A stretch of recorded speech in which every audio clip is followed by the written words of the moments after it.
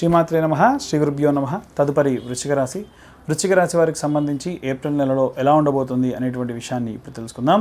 వృశ్చిక రాశి వారికి సంబంధించి ఏప్రిల్ నెలలో దృఢ సంకల్పంతో ఉంటారు. లోతైనటువంటి ఆలోచనలు అధికంగా ఉంటాయి. మార్పులు ప్రధానంగా కనిపిస్తూ ఉంటాయి. ఈ రాశి వారికి కుజుడు రాశాధిపతి అయిన కారణం చేత ధైర్యము, పట్టుదల ఎక్కువగా ఉంటుంది. గ్రహస్థితి ప్రభావం వలన కొన్ని విషయాల్లో ఆకస్మికమైనటువంటి మార్పులు జరుగుతాయి. కోపం, ఆవేశం పెరుగుతూ ఉంటుంది. కానీ కష్టపడి పనిచేసేటువంటి తత్వం కలవారు. వీరు కష్టించి పనిచేయడం వల్ల ప్రతిఫలం అనేటువంటిది కూడా అలాగే దక్కుతుంది. ముఖ్యంగా చూసుకుంటే 1వ, 4వ వారముల్లో చాలా జాగ్రత్తగా ఉండాలి. అలాగే ద్వితీయ, తృతీయ అంటే 2వ, 3వ వారాల్లో శుభప్రదంగా ఉంటుంది. రహస్యమైనటువంటి విషయాల్ని కాస్త బయటపెట్టకుండా ఉంటే మంచిది.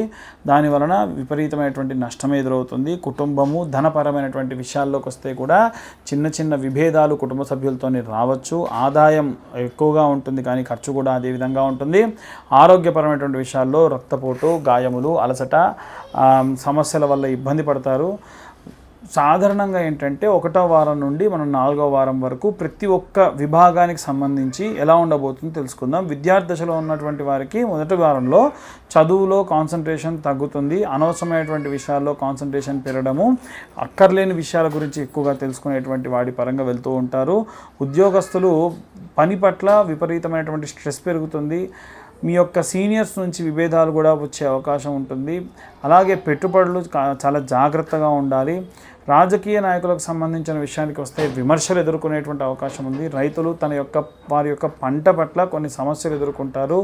వృద్ధులు ఆరోగ్యానికి సంబంధించి బలహీనంగా ఉంటారు. పాత వ్యాధులు ఏవైనా సరే మళ్ళీ తిరిగి వచ్చే అవకాశం ఉంటుంది. ద్వితీయ వారానికి వచ్చేసరికి 2వ వారంలో విద్యార్థులు చదువులో మంచి ఇంప్రూవ్మెంట్ ఉంటుంది. ఎగ్జామ్స్కి సంబంధించి అనుకూలంగా ఉంటుంది. అలాగే ఉద్యోగస్తులకు సంబంధించిన విషయంలో కూడా చూసుకుంటే పనిలో స్థిరత్వం పెరుగుతుంది. సీనియర్స్ నుంచి మంచి సపోర్ట్ కూడా పెరుగుతుంది. వ్యాపారస్తులు ఎవరైతే ఉంటారో సాధారణంగా వారి వ్యాపారానికి సంబంధించి లాభదాయకమైనటువంటి విషయాల్లో ఎక్కువగా లాభాలు మొదలవుతూ ఉంటాయి. కొన్ని అవకాశాలు వస్తే వెంటనే వాటిని చేజిక్కించుకొని మంచి ఉత్తమమైనటువంటి మార్గంలో ముందుకెళ్తారు. రాజకీయ నాయకులు ప్రజలలో ప్రభావం పెరుగుతుంది. రైతులు పంటలపై శుభ సూచకాలు ఎక్కువగా ఉంటూ ఉంటాయి. వీరు వేసినటువంటి పంట గురించి చాలా విస్తృతంగా తెలుసుకొని విపులంగా అన్ని విషయాల్లో కూడా పాల్గొంటూ ఉంటారు. అలాగే వృద్ధుల విషయానికి వస్తే ఆరోగ్యం పట్ల మెరుగవుతుంది. అలాగే వీరి ఆరోగ్యంతో పాటుగా ఆహార అలవాట్లు కూడా చాలా బాగా మెరుగుపడతాయి. 3వ వారంలో సాధారణంగా విద్యార్థులు చాలా మంచి ఫలితాలు పొందుతారు. కాన్సన్ట్రేషన్ పెరుగుతుంది. వీరు ఎక్స్పెక్ట్ చేసిన దానికంటే కూడా బాగా విద్యను అభ్యసిస్తారు. ఉద్యోగస్తులు ప్రమోషన్లు, రికగ్నైజేషన్లు, మంచి అద్భుతమైనటువంటి అప్రైజల్స్ కూడా పొందే అవకాశం ఉంటుంది. వ్యాపారస్తులు ఎక్స్పెక్ట్ చేయనటువంటి గెయిన్స్ కూడా ఉంటాయి. పెద్ద పెద్ద విషయాల్లో సక్సెస్లు, మంచి అవకాశాలు చేజెక్కించుకుంటారు. రాజకీయ నాయకుల విషయానికి వస్తే పేరు, గుర్తింపు పెరుగుతుంది. రైతులు వారి యొక్క పంటల ద్వారా మంచి లాభాలు గడిస్తూ ఉంటారు. వృద్ధులు సాధారణంగా ఏంటంటే ఆరోగ్యం బాగుంటుంది. చికిత్సకు వీరు ప్రతిస్పందన అనేటువంటిది కూడా ఉంటుంది. అలాగే 4వ వారంలో విద్యార్థులకు సంబంధించి ఆందోళన అనేటువంటిది ఎక్కువగా ఉంటుంది. వీరు గతంలో చేసినటువంటి కష్టానికి తగ్గ ప్రతిఫలం వస్తుందా లేదా అనేటువంటి విషయంగా ముందుకెళ్తూ ఉంటారు. అలాగే ఉద్యోగస్తులు ఎవరైతే ఉంటారో వారి యొక్క ఆఫీస్లో రకరకాలైనటువంటి రాజకీయాలు చేయడం వల్ల కాస్త ఇబ్బంది పడతారు. జాగ్రత్తగా ఉండండి. అలాగే వ్యాపారస్తులు ఖర్చులు పెరుగుతాయి. నష్టాలు కూడా వచ్చే అవకాశం ఉంది. 4వ వారంలో మాత్రం చాలా జాగ్రత్తగా ఉండండి. రాజకీయ నాయకులు విమర్శలు, అపోహలు ఎక్కువగా పెరిగే అవకాశం ఉంది. రైతులు మార్కెట్ ధరలకు అంటే కూడా తక్కువగానే వీరి యొక్క ధాన్యాన్ని అమ్మాల్సి వస్తుంది. పరిస్థితుల ప్రభావం వలన వృద్ధులు ఆరోగ్యం పట్ల చాలా జాగ్రత్త వహించండి. మానసికమైనటువంటి ఒత్తిడి అనేటువంటిది పెరుగుతుంది.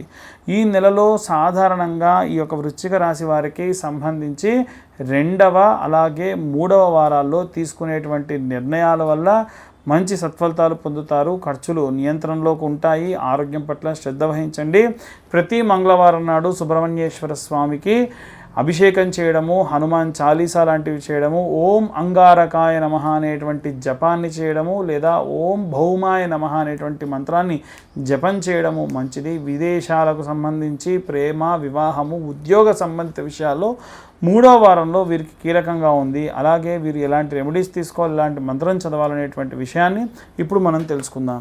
ఎవరైనా బలీయమైనటువంటి కోరికలు కోరుకున్నటువంటి వాళ్ళు ఎవరైనా ఉంటే, ఎవరన్నా మనుషులు మారాలి అనేటువంటి ఒక ఉద్దేశంతో కనుక ఉంటే, ప్రతి సోమవారం కూడా ఒక ఆలగడ్డని 2 ముక్కలుగా చేసి ఈ యొక్క రావి చెంబులో వేసుకొని, నీళ్లు నింపినటువంటి రావి చెంబులో వేసుకొని, నీళ్లు మళ్ళీ పొంగి కింద పడకుండా చూసుకొని ఆ మొత్తంలో వేసుకొని, మీరు నోట్లో నుంచి మనసులో అనుకునేటువంటి మంత్రం ఓం నమః శివాయ, ఓం నమో నారాయణాయ, ఓం పరబ్రహ్మణే నమః అని 3 మంత్రాలు చదివి ఆ నీటిపైన ఊదాలి.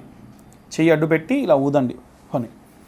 ఆ తర్వాతకి 21 ప్రదక్షిణాలు చేసి ఆలగడ్డతో సహా ఉన్నటువంటి ఆ యొక్క రావి చెంబులో ఉన్న నీటిని గనక అక్కడ పోయడం వల్ల ఎవరైనా బలీయమైనటువంటి కోరికలు ఉన్నవాళ్ళు, విశేషమైనటువంటి వాంఛతో ఉన్నటువంటి వాళ్ళు, ధర్మబద్ధమైనటువంటి కోరిక కోరుకునేటువంటి వారు ఆ యొక్క కోరిక నెరవేరుతుంది. ఎప్పటి నుండో ఉన్నటువంటి మానసికమైనటువంటి ఒత్తిడి కూడా తగ్గుతుంది. ప్రశాంతమైనటువంటి వాతావరణం కూడా పొందవచ్చు. అలాగే ఎవరైతే రుణబాధలలో ఉన్నటువంటి వారు కూడా ఇప్పుడు నేను చెప్పేటువంటి రెమెడీ పాటించడం వల్ల, అంటే రుణబాధ అంటే మీరెవరికైనా డబ్బులు ఇచ్చి ఆ డబ్బులు మళ్ళీ మీకు తిరిగి రావాలి అంటే ఇప్పుడు నేను చెప్పిన విధంగా చేయండి.